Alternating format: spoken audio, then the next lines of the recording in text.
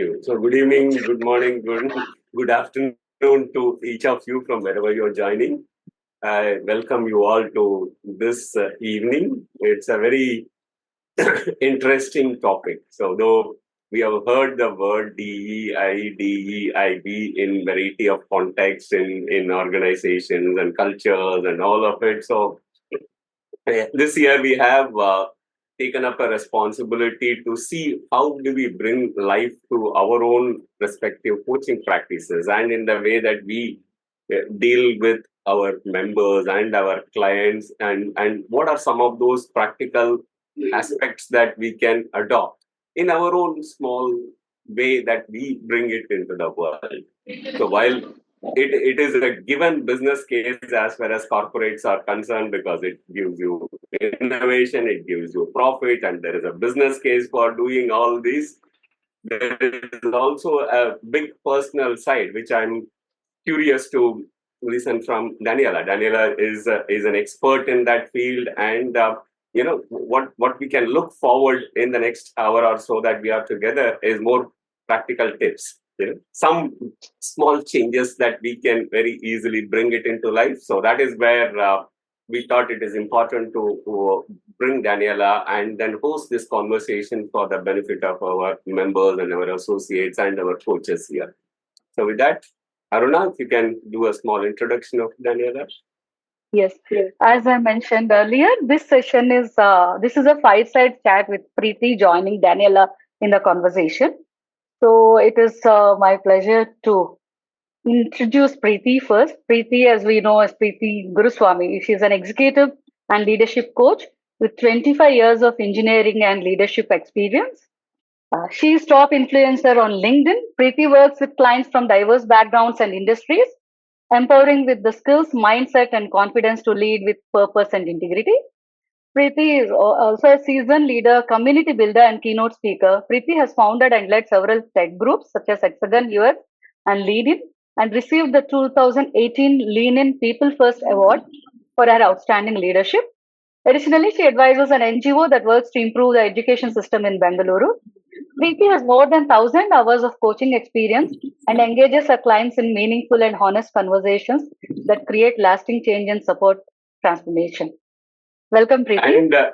And in addition, Preeti has also been volunteered to champion the cause of DEI for the chapter as an ambassador program. So thank you, Preeti, for everything that you have done and doing.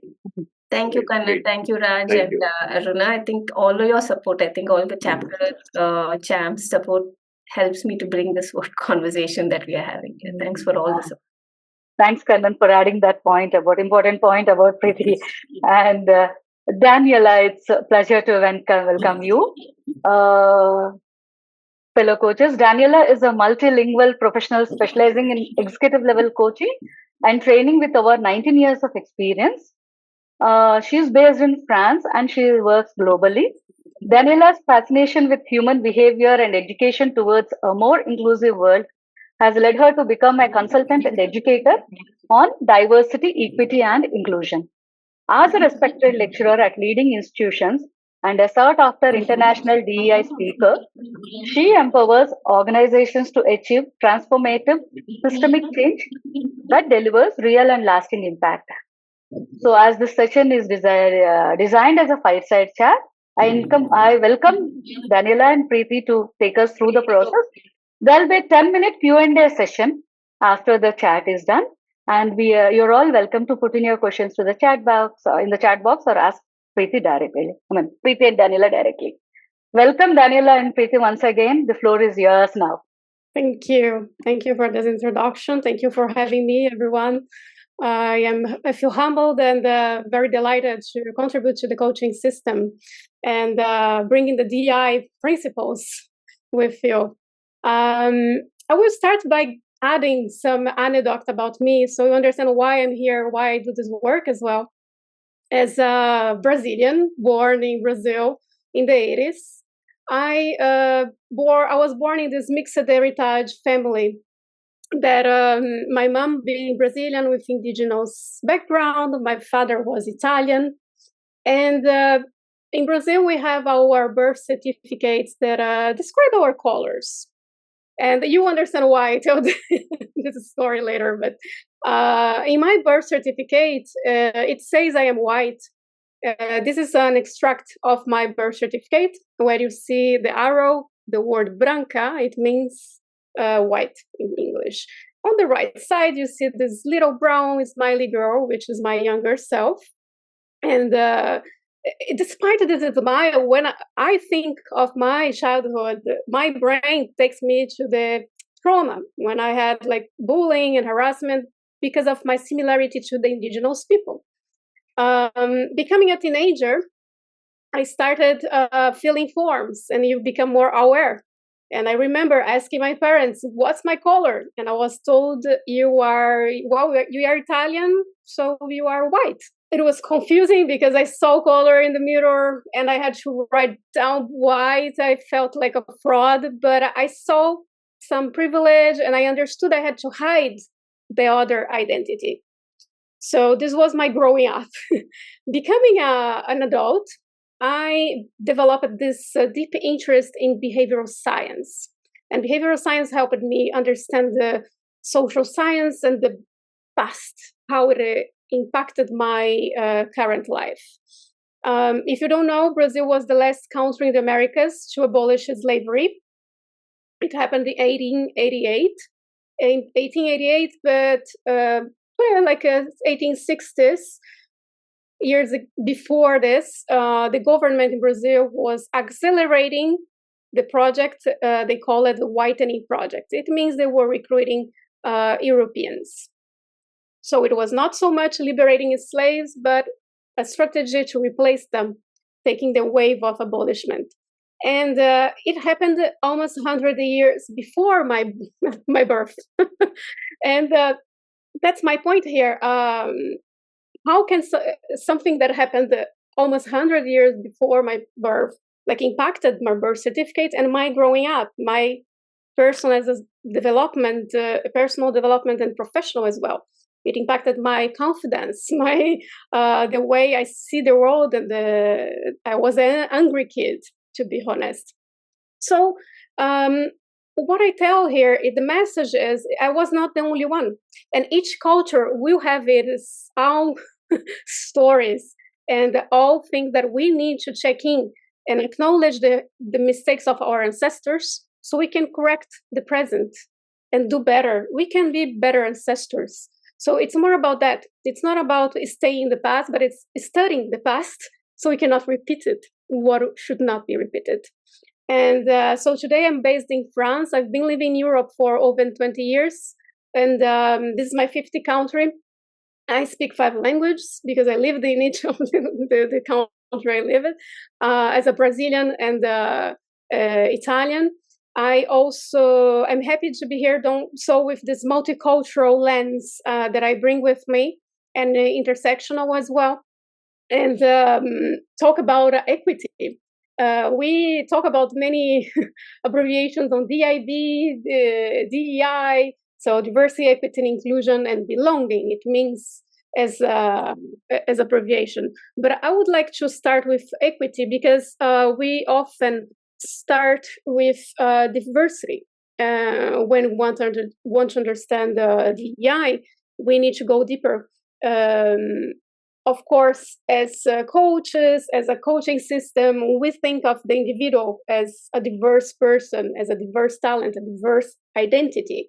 But to get there and understand how I will include the diverse talent, I need to understand how equity works. Equity is basically the absence of discrimination when we eliminate the structural barriers and we identify exclusion by default. So if you look at this pyramid that I created here, in the basis is the starting point. You apply equity by eliminating the structural barriers because there are exclusion by default in society. And reaching the absence of discrimination, mistreatment, or abuse to all, we mean as individuals, as collective, as organization. Okay, when individual is in your industry, we can say it's the coach and the coaching. the clients. But when you talk about collective, it can be, for example, the chapter and the regions. You're as a collective, as groups, working together towards equitable actions. And when you talk about organization, it can be ICF as a global structure, and the procedures, the policies, and the practices you have. Doing a checking, we will create equitable actions to achieve equality. Equality is achieved by equitable actions because we need to attend the unique needs of individuals, collective, and organizations. Having achieved these unique needs, we will create equality that will generate the feeling of inclusion and belonging, so we can talk about diversity. So we can have diverse profiles that will feel welcome and safe. But of course, it may be confusing for you yet because it's a lot of information. So let's give you an example how it works, right? When I talk about equity, I mentioned it. We need to eliminate the structural barriers. We need to think of unique needs, and the historical and present facts as well will play in each kind of diversity. Let's talk about disability, for example. This is a graphic that was created by Jamie Shields. And Jamie is blind. And this person creates graphics to educate us visually. It's very interesting, right? For how talent it's behind. And what I like of this image is that this image is showing us that disability does not look in one shape, and not all of them are visible then, but all of them are important. When you think about disability, we straight away we think about compensation. Yeah, the tools we need, what this person needs as mobility needs, or anything related to their disability in society. But of course it's important, but it's important to change the mindset. Compensation is not a charity. Compensation is important to optimize. So we think about the talent of the individual, the human being. When you think about historical and present day facts, society is still experiencing disability. Like corporates, for example, people that I know that works with corporates in inclusion of disability, they told me the biggest barrier is the fear and having too much trouble dealing with that. So many of them will actually accompany the first months to help educate the employers. And it's mostly eliminating fear. So we talk about the structural barriers and unique needs of the person, because each person is unique. In fact, James used this, call its own business disabled by society. The problem isn't me. It's a society not designed for me and others like this. Society was not created to everyone. And instead of expecting someone to adapt to us, because as a system, we are talking about here about systemic change. I'm not addressing you as a coaching as an individual. It's the behavior that is created by the system behind us, based on historical and present day inequities. And when you think about, for example, the disability, why these people has always to make easier for us to help them. Should I think in the opposite side? How can I educate myself and seek for the solutions before anyone even need it? It's more about that. Like the oppressor is always making easier to the oppressed system. So we need to change the narrative and need to change the thinking. To understand equity, we cannot ignore unconscious bias. So a quick reminder that unconscious bias is a shortcut that we actually need. Unconscious bias in general, it's necessary. Our brain is sending this information to help us take quick decisions. If I am in a dangerous situation, it will be my brain telling me based on how I learned, thinking of how bias affect your work as a coach and influence in your decision making while you are interacting with your clients, right? It can affect perception, attitude, behaviors, attention, listening skills, because we have so many implicit biases. We all have, me included, we will all judge in some way. So we need to learn how to unjudge people. And I know the coaching systems work a lot on listening skills. This is the basics of your work. But when we are working on our listening skills and we are not aware of our biases, thinking of how bias affect your work as a coach and influence in your decision making while you are interacting with your clients, right?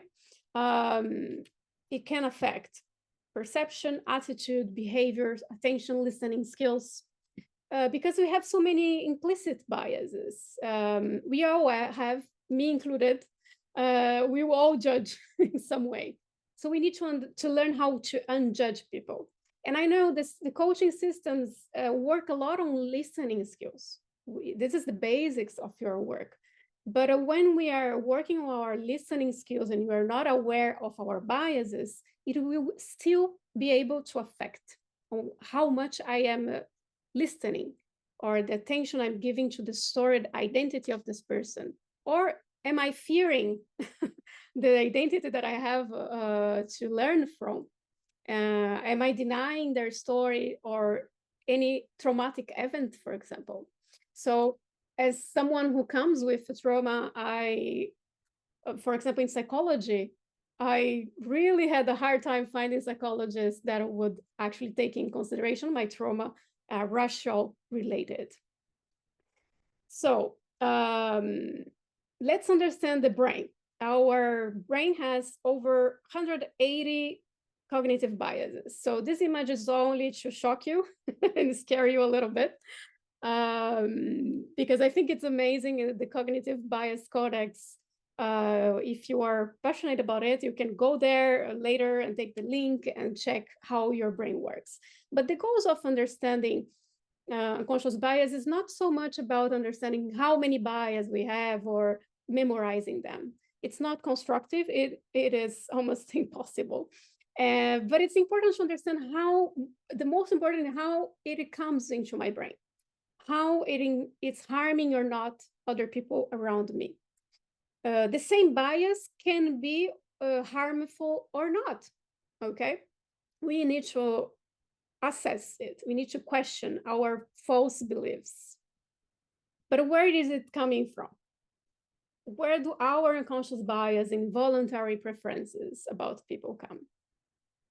It will come from workplace culture, school, friends, family.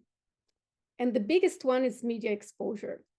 Okay, media exposure is the biggest responsible for generating unconscious bias and false beliefs. And here I put some old examples from the 50s mostly, of things that are no longer acceptable today in advertising, right? But I invite you to think of which message here is still present in society, implicitly and explicitly. How do we behave with each other? We need to check in with the culture, of course, the kind of problems we have, the challenges we have to work on. And we need to do better to update, maybe do some diagnose and check in with our own thoughts. So here, what's unconscious bias? We already talked about how it affects and how it comes to our brains and our behavior, because they're talking about behavior. To understand bias, we need also to go through intersectionality. This terminology, it was used mostly in academic for a long time, But since the last, I see it more present since the last 6 to 7 years. And intersectionality was created by Kimberly Crenshaw, a jurist, American, who wanted to show how an identity will experience discrimination differently. Okay, if I am a woman, I will experience a gender discrimination. But if it's a woman with a different sexual orientation, for example, and they will have double up social class. If I come from a lower social class, triple, and religion, ability, etc. So it's a framework to help us understand the multiple phases of discrimination. So when you have a client in front of you, understanding intersectionality is so important if you want to understand their identity and how to help them, to support them. To understand intersectionality and bias, and we need to be humble. So we need to understand also privilege, that privilege is not something that we are blaming anyone for having privilege, because society actually is structured like this. But it's important to understand where is my privilege, because privilege, it's not about dictating how hard you work to get there. It's more about the starting point, right? Where is the starting point for each individual? So I will be more humble. For example, I have my own story that I shared with you. Being half Italian, I have an Italian passport. So I have a privilege of mobility in Europe, for example. And I see the struggle of my Brazilian friends and other immigrants who come and expats who actually feel more difficult to move, just to change, live where they want to. I am also white passing. Some people see me as white because I hold an Italian passport, and because it's systemic, and it is about checking in on your own cultural structure. Where is privilege and where is the less privilege? More we study about that. So self-education is so important if you want to help your clients in a way that you will accept their identity by also understanding them before you don't expect them to educate you.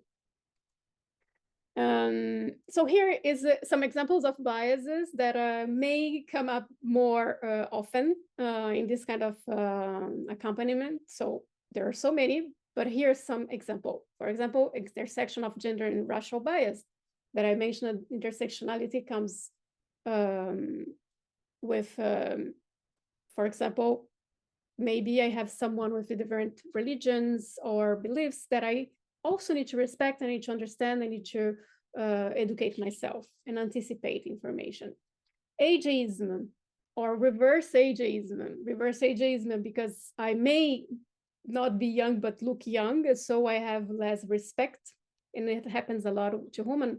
A young PhD professor shared this story last week with me, where in a webinar, when she said, I have to really raise my voice to be heard because I've been, they see me as too young, you know, and like ageism. So today you can have clients who are in transition of their, you know, convert their profession. Like I was mentoring someone who was a policeman, and it's now in the retirement because it's the age they go on retiring. It feels like very young, but of course society sees this person as already old to the market. So what do we do to help them also go through that? We need to understand, we need to be humble and really connect, fight this kind of bias that comes to us. Gender identity, as I mentioned before, disability. I think the most interesting will be having a conversation with Preeti now, so we can go dive a little bit more into this kind of bias that may impact your own industry as a coach. Thanks, Daniela. I think thanks for grounding us with, different terminologies and different aspects of biases. I think I was able to resonate myself with a lot of biases that I have faced, or, I sometimes, not just that I'm victim, but I also sometimes do that. The thing I like the way you started with equity part of it, and I think which is very less spoken when we talk about the EIB as such, right? Because we, at least in India, diversity is equivalent to gender, but technically it is more than that, right? And just to shift the focus on equity, right? I remember one of my own experience as a coach. I was coaching a client, and it was a kind of, into two session, and this was my third session with the client, and he was a very young client, and we had very great conversation and very grounded, and at his end, when he came, there was no video at this end because there was the power that's gone, and I wasn't aware about it. And he said, "Hey, it was 10 minutes into the conversation." I said, "Hey, is it okay if you can come on video?" I said, "Yes, definitely, I'll come on video if you'd like me to come on video. But Preeti, I've not said something to you, and I think I should let you know that I'm blind." Right. And that kind of got me like into a shock, telling that, what could I have done differently as a coach to know my client? Right? How, I mean, because we assume that, all our clients are coming in uh, with everything, that with all the privileges they have. So I think my question for you here is, how do we use more equitable approaches to our client so that, we are not surprised for it. But, nowadays when I do my discovery session, I will generally ask them, what is that one thing I should be knowing? I mean, based on my experience, that, that part of it. But what is your advice for us? How can we be more equitable for our clients? Yeah, that's amazing example. Thank you for sharing, Preeti. And yes, it's about what you just said. It's a good action, the individual action of like anticipating, like how can I accommodate? Then we can also think together as a group. How can we prepare to accommodate before asking them what do they need? Like how we can already seek for tools and of language that will make people feel included since the beginning, even in your communications, external, internal, how you attract those people coming so they will it will be natural, as ICF, for example, how they can also improve the tools and the practices that will give you also more support in that, not only education, but also tools. Because, for example, I know for a fact that blind person use many tools. Technology was created mostly anything on the chat he was able to read. He used to WhatsApp me, I never ever, had a thought about it. So it's more about, being more sensitive, right? When we approach our clients also, it becomes very difficult for us to ask, okay, what is that we need to know about you as well? But how can we make it more easier? Educating yourselves. If we anticipate by educating ourselves as individuals is the first thing before saying anything wrong, or we may say the wrong things as well. We need to understand how to also correct without traumatizing the person, without stigmatizing them. Who are the best people to educate you? Not the coachee, not the client. It's associations. Seek some local association that is actually in the front line of disability, in this case, for example, that can help you. They will have so many tools and so many education systems to help us going through behavior and learning. And the most important is connecting to different people and listening to their stories. And more we connect, more prepared we are when we have any kind of profile. And of course, we may still find different, because like everyone's different. You know, today you have someone who is blind, tomorrow you have someone dyslexic, maybe someone who is bipolar. It can vary so much. We cannot know everything, but more we educate ourselves, more humble we become, and the more aware of what we should not say. It's more about what we should not say, and listen with unjudgment, and let them also guide us, and not deny, not minimize their lived experiences, because we may minimize lived experience without noticing, because it's normalized in society. So paying attention to these details may help you improve the way you interact with your OG, the client. Yeah, I think you brought it a very valid point, who are not like you, but who are different, who are special. And it's what I'm taking away from what you said. It's all about reverse mentoring, understanding. I think we spend a lot of time with people who are like us, who are like part of it, but it is more about reverse mentoring, basically, for knowing, allowing, if we all know our different kinds of clients, that we can bring them, know them, and know their community, know their way of approaching them. I like the way, how we can be more equitable is also, spending more time with them, and also, creating a space for us to get reverse mentored. I know we use this reverse mentoring quite a bit, but we never think about, from the client side of view as well. Thanks for that input as well. While you were talking about equitable part of it, and so when we were talking, and I think we brought in the aspect of special and ability at this point of time.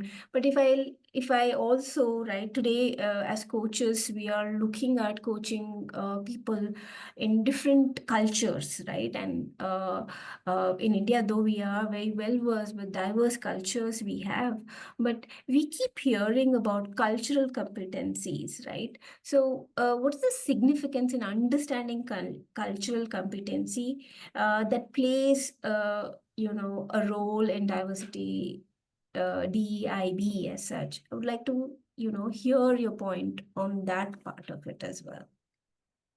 Yeah, I think that's a very good point. I like to talk more about cultural humility. Cultural humility is about challenging the think that one culture is better than the other. There is this always, no matter which system, there is always a culture that thinks my culture is better than that. But implicitly, we think. And we need to work on cultural humility. And it's starting from the coaching systems itself. For example, it comes from very Western practices. We need to assess our own culture to bring something that's global and act local. And it can vary, for example, from each parts of India and, in the globe, even in Brazil, when I talk about Brazil. And in my country, if I go to the south or to the north, there is a different kind of communication and behavior as well. So if we standardize everything that comes from outside in our own situation, we may miss the point. So cultural humility comes with understanding that this practice is super interesting, but how can I challenge it? For example, coaching practices from the Western focus a lot on individualism and may forget the collective and the struggles from minorities. And then we need to challenge and assess and re-question.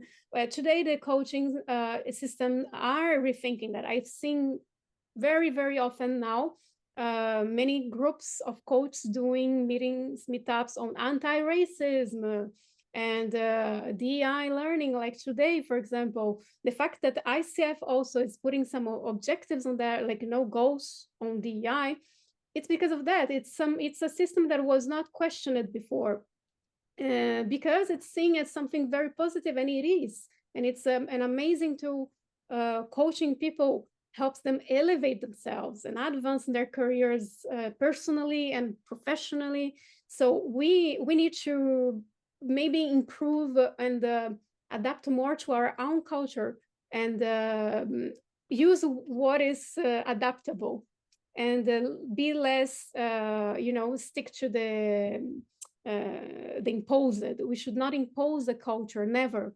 We need to decide together, and it's a collective, and as a structure that will also allow the locals to participate in the global decisions. That's why I suppose you have chapters, because the chapter should be responsible to help the global see things differently, because they don't see what you see. They don't know well your culture. So they need you to help them in this process, in the decision making, and therefore helping coaches, the coaches who will help the clients, the final consumers of this industry, to feel seen, feel heard, and respected. Those are the three pillars that we are seeking here. Do my client feel seen, heard, and respected? Always ask yourself, am I including without excluding? So it is a question to ask yourself all the time when you think of putting in practice equitable actions. It can be as a behavior, can be as a process, a procedure, a policy. Also, it can be also a methodology on how you do the reverse mentoring as well. It can be already a way of doing, okay, let me change, because with this person, I see they need a different approach, and then I will adapt. The practices we have as standardized may be super interesting and useful, but checking with the needs of adaptation, if it is good for this culture or that culture, and this identity as well, right? Yeah, and I like the way you said, right? Am I am I excluding you, right, while being inclusive? Most of the time we don't understand that fact as well, especially when it comes for ageism as well, right? Very certain times we very subtly we joke around, and then we move around, and we don't respect that then scene. And I also like the fact that you said that um, probably also, I mean, what was reflecting me is when you said we should also see whether we are looking at our clients being seen, heard, and respected. And also maybe at the end of the coaching session, we could like check in with them, was there anything that I could be more inclusive with you? Or, is there something that I should be excluding during my conversation? Right. I think that check-in becomes very important part of it. I think Saraswati is also talking about unconscious biases, and when you were talking about unconscious biases and ageism, a lot of time during all through my corporate culture, I kind of went through this being a small structured person, and being a leader. So it used to be very difficult, when I entered the room most of the time, because the structure and sometimes being an executive, oh, is it you? So the structure and makes a lot of difference when it comes with when you see a leader, right? How do you see a leader, right, per se, right? So I've myself seen different kinds of biases that was coming in, and I like what Saraswati said, that it becomes very important for me to reflect on my own unconscious biases every day, in fact, and how we could make these changes differently. I also, while I move into next question, I am seeing Sureka's question, so I'll probably put that question up as well. What are the few things we should be doing which we should be doing, which will help being consciously inclusive and equitable? what are the things that we should be doing so that, we can consciously be inclusive and equitable? Slow down your decisions. Especially in the coaching practice. That's what I'm talking about. Yeah. Like every time you have a new client, for example,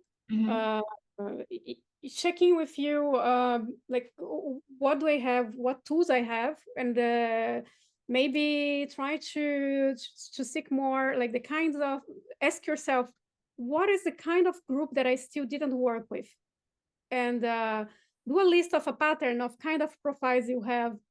Then you do a list of different profiles that you have been dealing with in the last year, for example. Maybe it shows the diversity of profiles you have. How did I help? How did I help these people? And how can I also educate myself more? And who are the people that I still not helping that may be here tomorrow? And what can I do to anticipate and keep educating myself?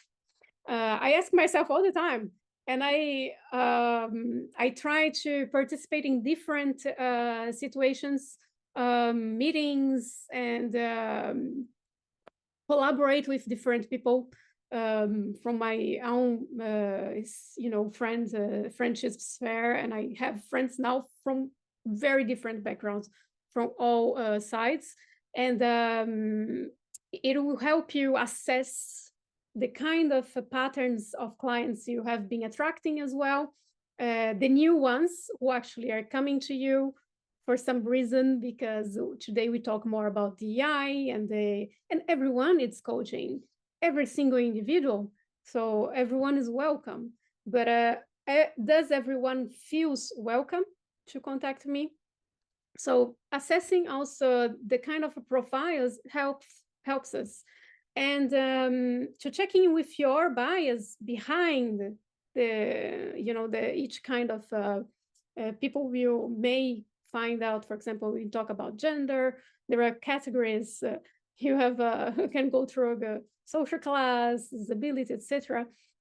Checking with your media exposure, like what have you been reading in your whole life, which kind of news you read, which kind of stories you listen, and the stories that we listen and you are exposed to help us understand how to unbias our brain, because the brain can be re-educated. That's the good news. It takes a little effort, especially in the beginning, because it will repeat. Even if I educate myself to say, oh, I should not say that, I should not think this way about this person, your brain, like we will simulate it, so automatically it may repeat a few times. We need to be aware to block it, if not in the first, the second, the third. But it's important to be aware and keep working, keep educating ourselves, like as I said, connecting to the people, connecting to the stories, and looking inside of your own patterns of clients will help you have an idea. And maybe together as a collective, you can also find a way to work together in the kind of profiles you all have more common, and the ones missing, and the ones you need more attention as well to educate yourselves. And as a group, we can help each other, because bias, it's much more easier to fight when it's a collective than individual. Because I can be here and all the time, but if I work, sometimes when I collaborate with other partners, they will help me fight my bias in my work, okay, with the way I'm creating my own contents. So that's like when I was creating the session with discussing with you, Preeti, if it was not your perception from the coaching systems, it would be more difficult for me as well to know what to say here. So we need to collaborate. We need more collective. Collective care is self-care. So collective care as a group, we will help each other work on our bias so we can fight also individual bias. Yeah, thank you so much, Daniela. I know we have 10 minutes left, but I'll like summarize what you said. Really like the fact that, and I think that's what something ICF, as part of their DEIB, also talks about, when it comes to identifying different diversity aspect, they actually said us to identify different, collect these information, right? And just for us to collect our set of our own. I mean, we don't have to go and go and collect it again, but just take a look at the set of people that we have. We have coached. We have, what are the different kind? Am I attracting similar set of group? Itself also says the amount of biases that I might be exposing, or I might be showing. So that's how it comes. And I like the way you say self-awareness on recognizing our own biases and ongoing education. I think educating ourselves with different cultures, identity, experience can only deepen this understanding and empathy. Otherwise, I think like the way the brains are wired, unless until we give them the new nutrition or the new fact, we won't be able to learn other as well, right? And in terms of equitable practices, I think just recognizing each person experience is unique, and also, making sure we build that safe environment for our coaches, right? Kind of helps, coaches kind of helps us to take these conversation further. And like me to said, like collective care and collaboration, yes, I think that's great. I think we would like to open this. I know Daniela won't be able to ask you the rest of the other questions, but I would like to open this before we open it. I think, yeah, Daniela has some key action in our everyone to ask their question. You can put your question on your chat window, or feel free to unmute and ask. But here is the summary of what we could take as a key action to integrate DIE in our coaching. Like the way we talked about challenges of biases, educating ourselves, validating. I like that fact that you said validate live experiences that we have, right?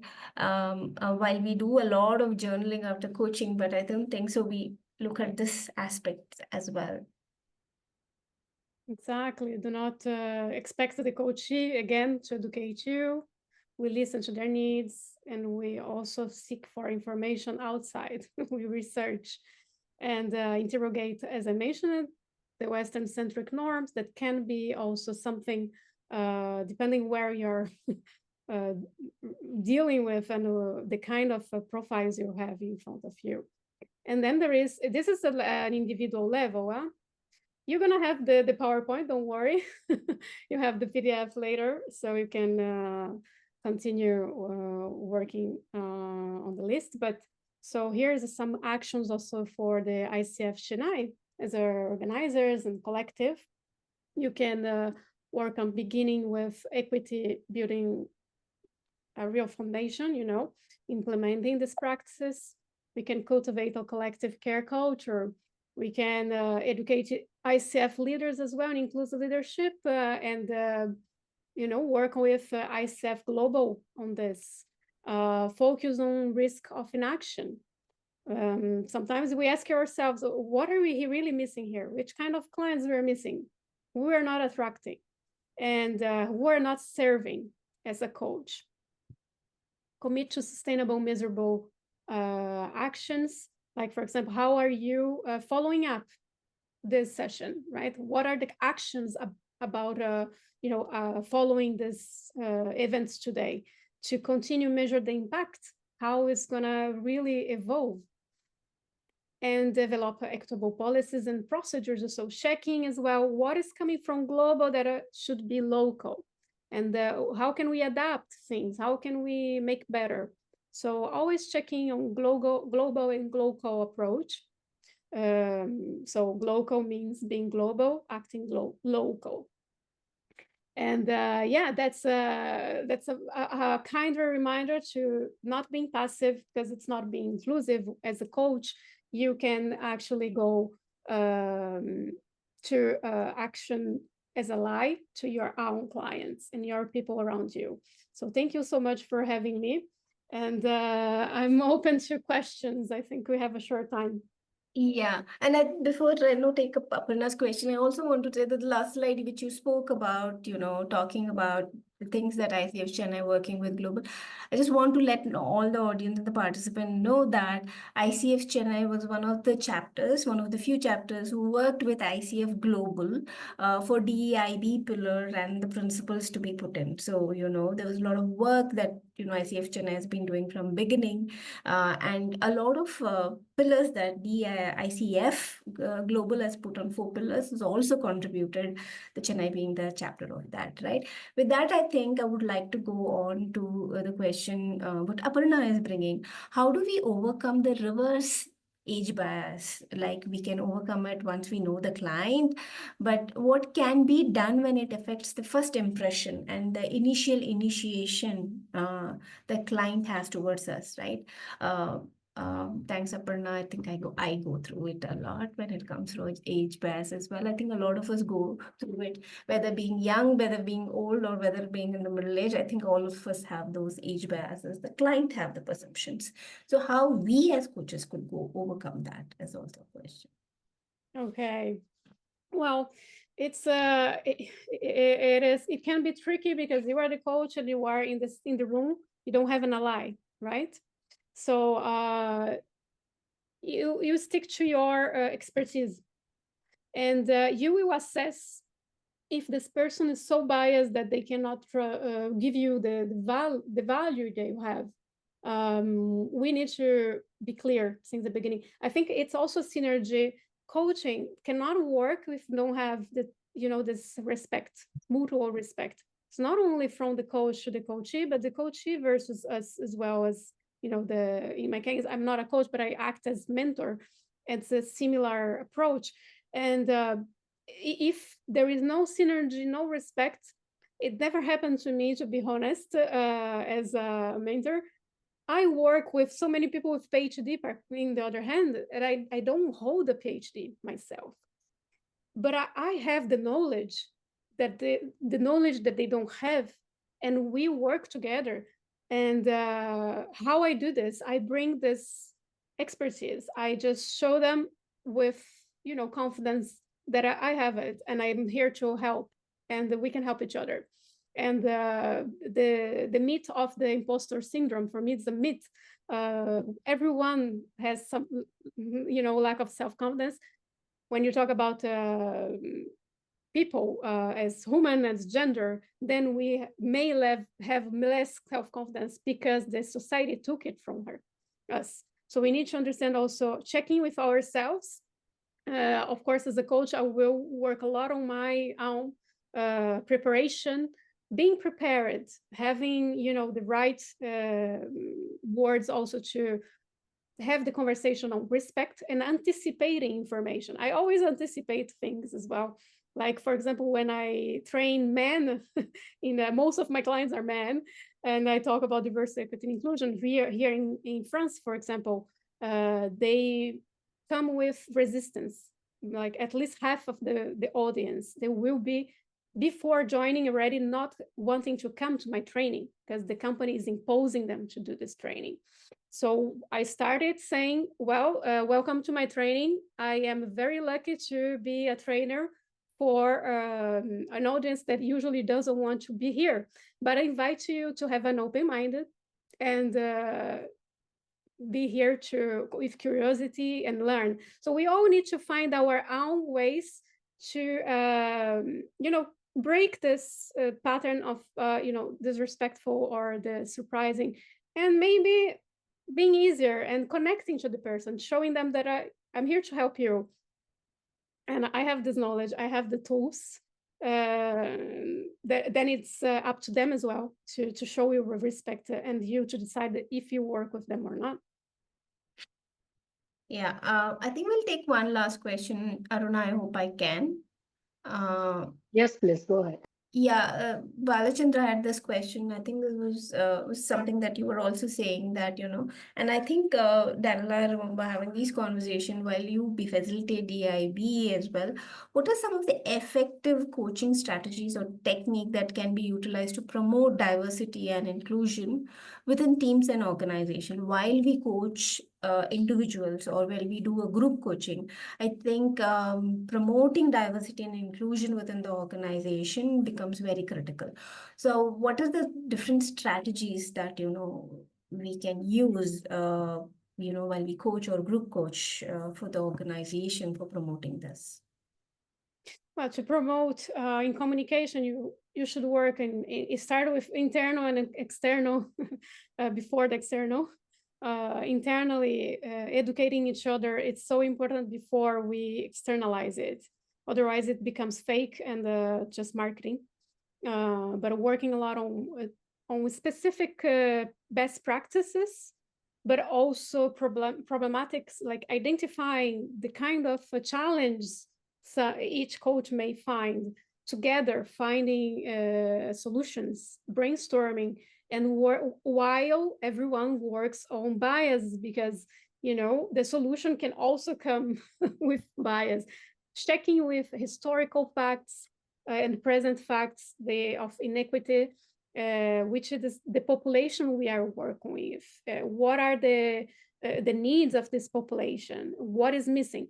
And as a group, you can create, working groups as well, and maybe create a way, a channel where someone can ask for help, because people tend to stay isolated in their problem and fear retaliation or being judged, or I did a mistake. I don't want to assume that I did a mistake, but how can we find a way that people will feel safe as the coach as well to help each other, ask for help, and also to offer help, and be there for each other. Create a system of also collaboration, monitoring, following up with you. Like after the session, for example, what did you retain? What are the actions you are taking next? I invite you all to think about that. Which is the first thing that you will work on? You can also write in the chat if you want to share with us your action, because then you take note of your action. And when you do a meeting with your region, your groups, like the working group you may create, and you can check in the advancements and brainstorm, and you ask yourself, what is going better since this session, like in a month or two? What is going better? What's getting worse? What didn't really change? Why? Ask yourselves what to do, and then you go from there. So it's a really collective care, becoming self-care. Don't isolate yourselves. Yeah, I think that's a great point, being collective care, the self-care. One of the other things that I also do with the organization, when I especially talk to the HR and all of that, I ask them very specifically on, diversity, inclusion, and equity, so that, what is that I should be including during my conversation with the client, with whether it's group coaching or coaching, and what they have been practicing, so that, that can be blended with my services. So, that's one of the techniques that I use. While we've come to the end of the session, I know, Arun, I'm handing over to you. We've like 3 minutes past as well. I think there was also the password given at the end, but Aruna, over to you. And if there's any question, you can let Aruna or me know directly, and we can get the answers from Daniela. That's a great session, and Daniela and Preeti, thank you. And that question leaves us thinking, what is that first action we'll be taking, towards including equity in our coaching? So now I invite Meetu to say the vote of thanks. Meetu, over to you, please. Yes. Before I say the vote of thanks, can I please ask everyone to come on camera so that we can take a picture? I think you might have to unpin Preeti as well, yeah. Yes. If everyone can come on the camera, please. And Yeah, you can show your gestures, happiness, and I'll just say 1, 2, 3, and on 3, I will give a click. So 1, 2, 3, and here we go. I'll just take one more. Thank you for those smiles and coming on the camera.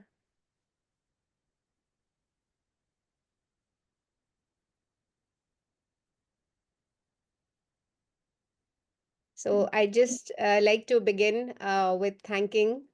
So what a wonderful session we've had. I feel privileged to extend our deepest thanks on behalf of the Chennai chapter.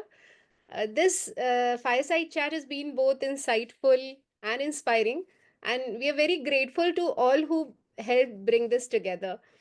First and foremost, I'd like to express my gratitude to Daniela, who has generously shared her thoughts, experiences, wisdom.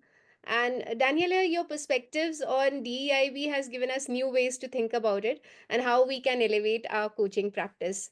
And you reminded us that the past may not be repeated, points about privilege, and the surprise learning for me that we have 180 unconscious biases. So, thank you for your personal, multicultural, intersectional openness and authenticity. It's rare and very much appreciated. I'd also like to thank our fantastic moderator and anchor Preeti for steering this conversation with such skill and insight. Your questions, like how we be more equitable in our coaching, brought such valuable reflections and created much more space for learning. A special thank you to everyone who worked behind the scenes to make this event possible. And of course, to our audience, thank you so much for your presence and for thoughtful questions, your engagement throughout the chat. Your enthusiasm adds another dash of curiosity and learning to the success of our meeting. And as we wrap up, we hope this conversation inspires and motivates each of us to bring more diversity, equity, inclusion, and belonging in our own work, lives, and coaching practice. We look forward to seeing you at the future events and continuing these inspiring discussions. Thank you all once again and have a wonderful evening. Over to you, Aruna. Yeah, just join me too and all Chennai coaches, Chennai chapter coaches in thanking Daniela once again. And Preeti, as usual, very wonderful anchoring. It's good to work with you once again. And we have placed the link of the feedback form in the chat box, and you have the opening password and closing password with you. So please do give your feedback and please do submit if you read your IDs. Okay, thank you everyone for joining, and we end the session now.